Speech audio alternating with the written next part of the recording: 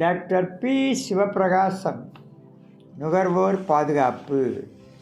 இன்றைக்கு serial number 66. தம்பதி உயிரிழப்பு, சுற்றுலா நிறுவனம் ரூபாய் 1.60 கோடி இழப்பீடு தர உத்தரவு.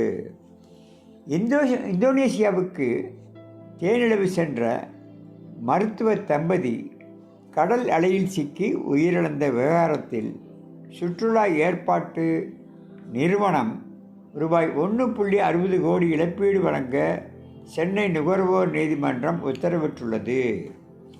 பூந்தமல்லி அருகே செந்நீர் குப்பத்தைச் சேர்ந்தவர் செல்வம். இவரது மகள் விபூஷ்ணியா மருத்துவராக பணியாற்றி வந்தார். இவருக்கும் மருத்துவரான லோகேஸ்வரன் என்பவருக்கும் கடந்த 2023ஆம் ஆண்டு திருமணம் நடைபெற்றது. பின்னர் இவர் தேனிலவு கொண்டாட பாலி தீவு இந்தோனேசியாவுக்கு சென்றனர்.